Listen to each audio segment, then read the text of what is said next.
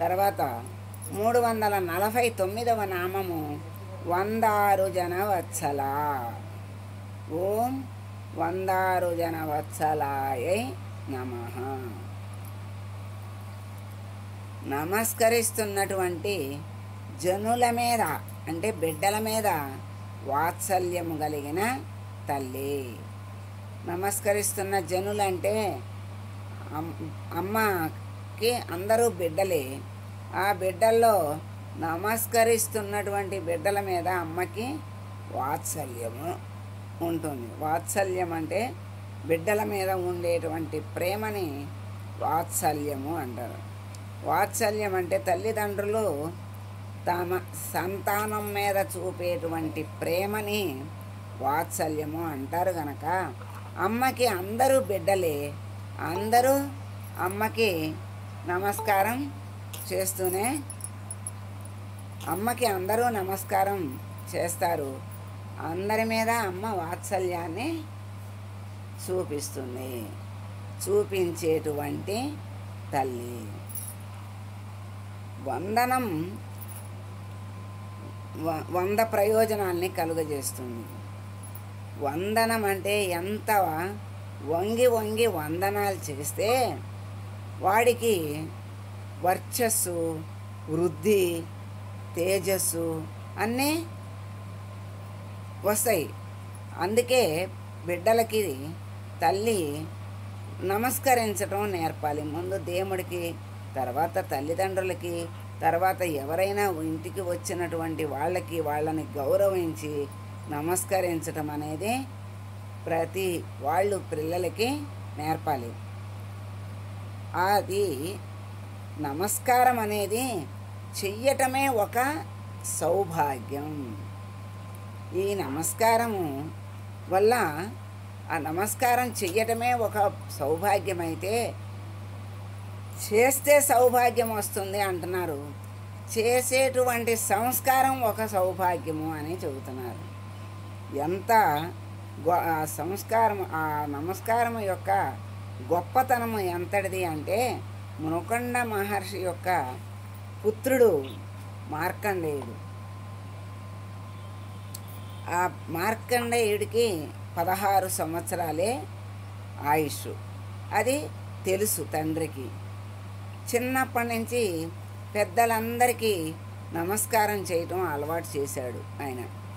ఇక్కడ అందరూ దీర్ఘాయుష్మాన్ భవ, చిరంజీవి భవ అనాలి, నా బిడ్డ చిరంజీవి అవ్వాలని ఆయన కోరికతో అలా అందరికీ ఎప్పుడూ నమస్కారాలు చేయటం అలవాటు చేశాడు. ఎవ్వరు కూడా జ్ఞానప్రాప్తి రస్తు అంటున్నారే కానీ చిరంజీవి భవ, ఆయుష్మాన్ భవ అంటలేదంట.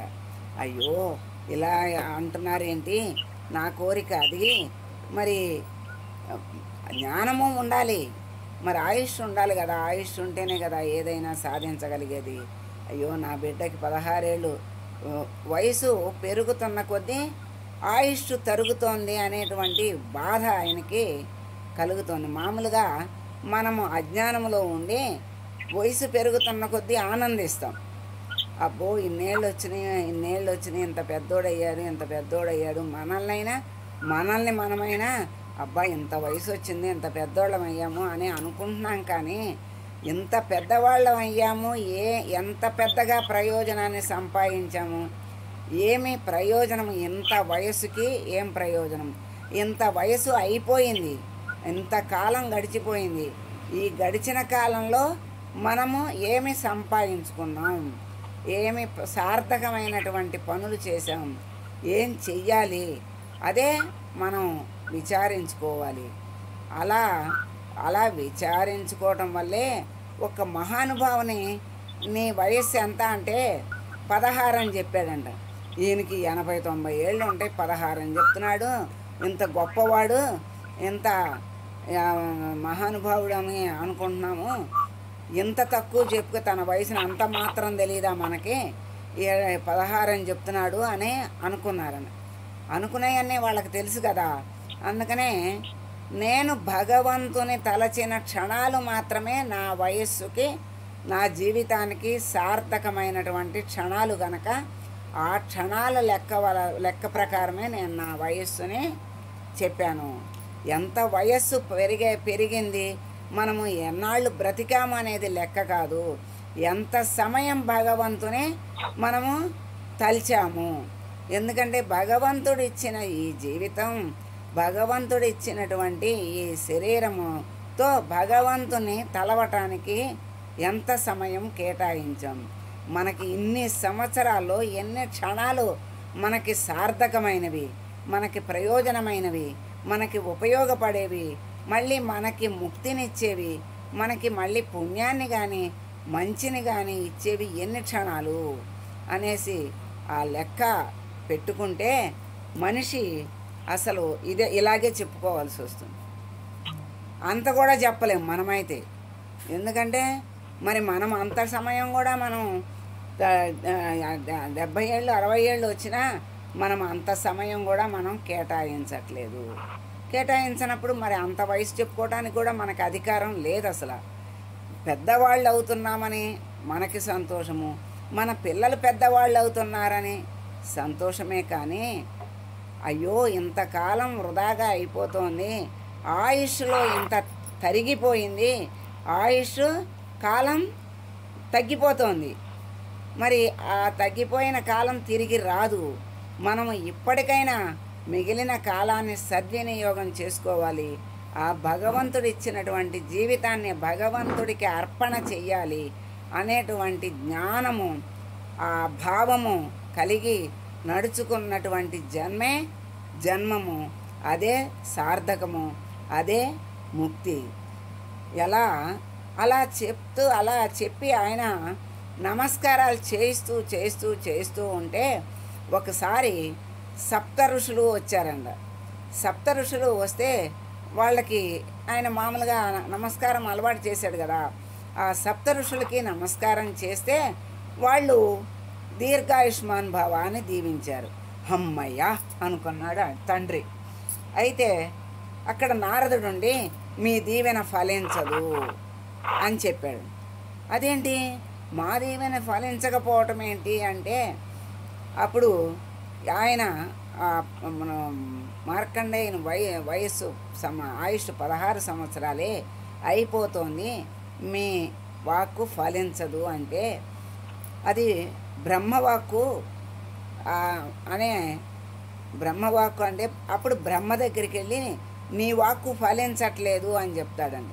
అదేంటి నా వాక్కు ఎందుకు ఫలించదు అంటే, ఇలా ఋషులు దీవించారంటే, ఋషులు దీవిస్తే నా వాక్కు ఫలించకపోవటం ఏంటి అంటే, ఋషులు దీవెన ఫలించాలి అని నీ వాక్కు ఉంది కదా, నువ్వే చెప్పావు కదా, మరి దేవా మరి ఇప్పుడు ఆ ఋషుల యొక్క వాక్కు ఫలించదు, ఆయన మార్కండేయుడు ఆయుష్ అయిపోతుంది అంటే నీ వాక్కు ఫలించనట్లే అంటే, అప్పుడు పరమశివుని దగ్గరికి ఆ బ్రహ్మదేవుడు పరమశివుని దగ్గరికి తీసుకెళ్ళి మార్కండేయుని నువ్వు ఆ పరమశివుణ్ణి ఆశ్రయించు అని చెప్పాడు. అప్పుడు ఆ పరమశివుని ఆశ్రయించి వదిలిపెట్టకుండా ఆ నామాన్ని, ఆ మృత్యుంజయ మంత్రాన్ని, ఆ పంచాక్షరి నామాన్ని స్మరిస్తూ ఆ లింగాన్ని ఆలింగనం చేసుకుని ఆ మార్కండేయుడు అదే తిండి నిద్రాహారాలు లేకుండా ఆయన్నే స్మరిస్తూ ఆయన్నే ధ్యానిస్తూ అక్కడే ఉండిపోయాడు శివాలయంలో. ఈ తల్లిదండ్రులు మరి క్షణము అయిపోతుంది బిడ్డ ఆయుష్ అని అల్లాడిపోతూ ఉన్నారు, బాధపడుతూ ఉన్నారు. అప్పుడు ఈ యముడు రావటము, యమదూతలు రావటము, వాళ్ళు పాశం వెయ్యలేక వెళ్ళిపోయి యముడికి చెప్తే ఆ యముడు రావటము, అప్పుడు ఆయనకి కూడా సాధ్యం కాకపోతే చివరికి ఆ మార్కండేయుడికి అని వేస్తే ఆ లింగంతో సహా ఆ పాశం పడుతుంది. పరమేశ్వరుడు ఆ యముణ్ణి ధిక్కరిస్తాడు. అప్పుడు మహానుభావ నన్ను క్షమించు అని అంటాడు. అప్పుడు నన్ను ఆశ్రయించిన వాళ్ళ దగ్గరికి నువ్వు అపమృత్యు రూపంలో రావడానికి వీల్లేదు, ఎప్పుడు నా భక్తుల్ని నేను రక్షిస్తూ ఉంటాను, నువ్వెప్పుడు నా భక్తుల జోలికి రావద్దు అని పరమశివుడు యమధర్మరాజుకి చెప్తాడు. అప్పుడు ఆయన మరి ఆయన మీ ఆయన ఆనతి ప్రకారమే ఈయన వచ్చాడు, మళ్ళీ ఆయనే ఈ ఆనతి ఇచ్చాడు.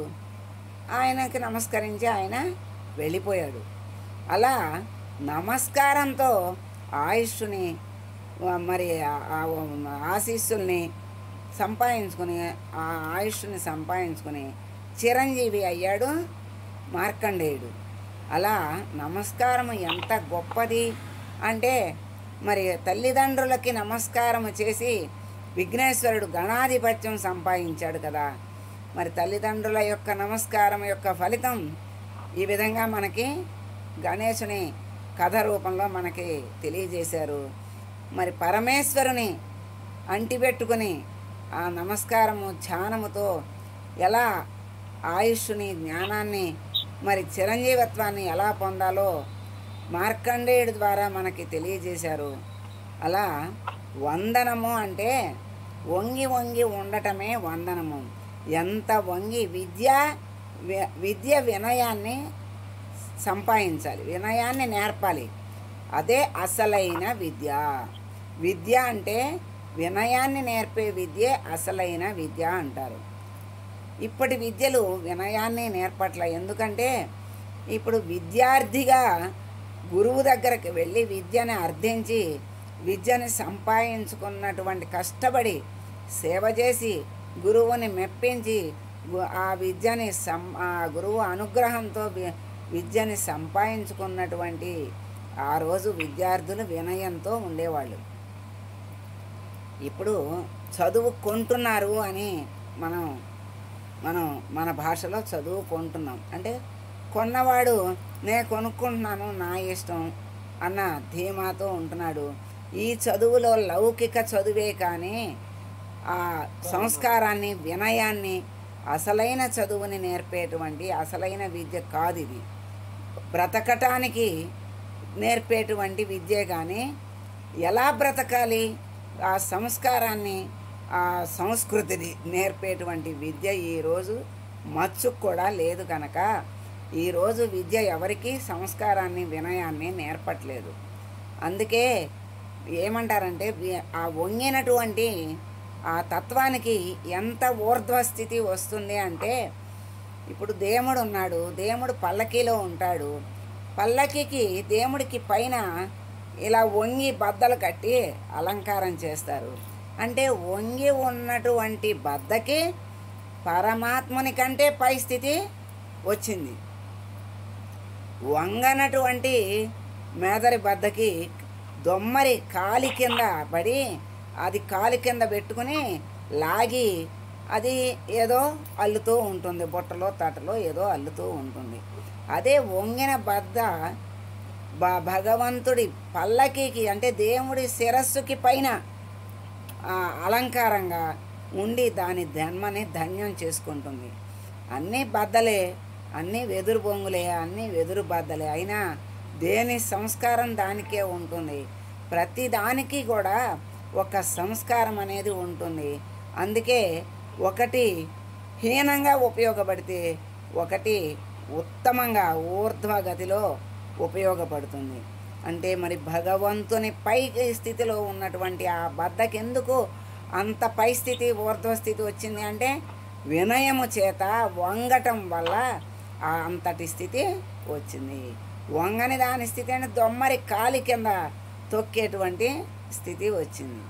అలాగే మరి ఉలి చేత దెబ్బలు తిన్నటువంటి రాయి అలా భగవత్ స్వరూపంగా నిలబడి ఎంత అంటే అనేక సంవత్సరాలు జీవితాంతము వందనాల్ని స్వీకరిస్తూ ఉంటుంది.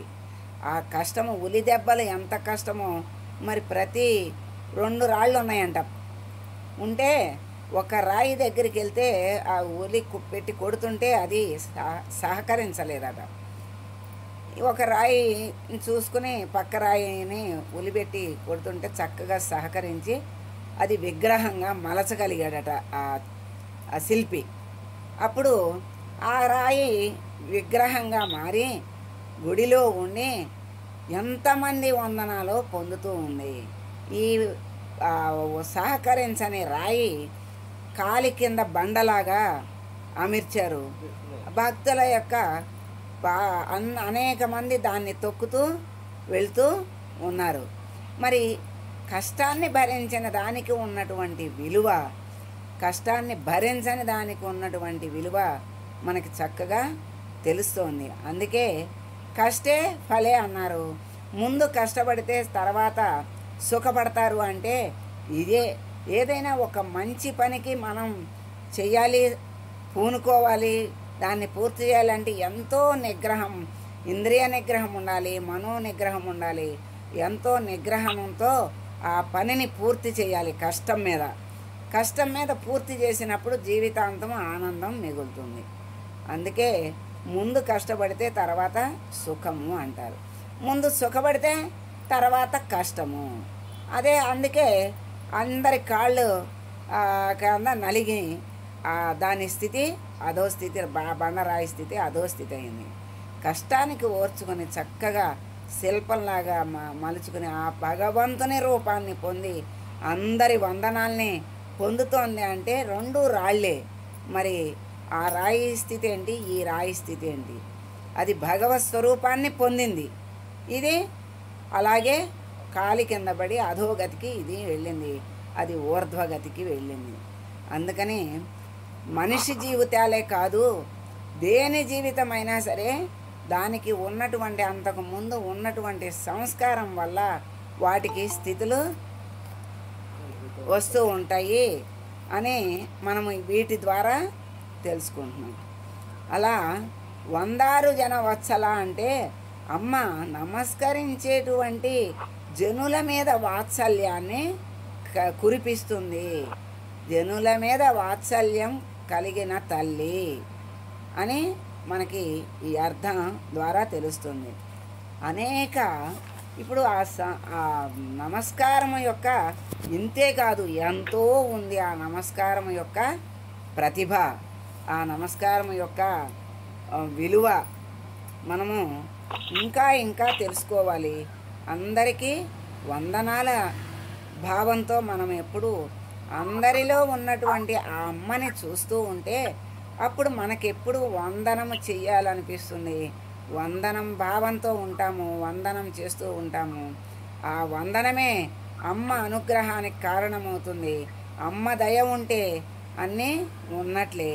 అలాగే విమల అంటే మలినము లేనటువంటి తల్లి, వంద్య అంటే నమస్కరించదగినటువంటి తల్లి, వందారు జనవత్సల అంటే అలా నమస్కరించేటువంటి బిడ్డల్ని అనుగ్రహించేటువంటి తల్లి అని మనము తెలుసుకున్నాము.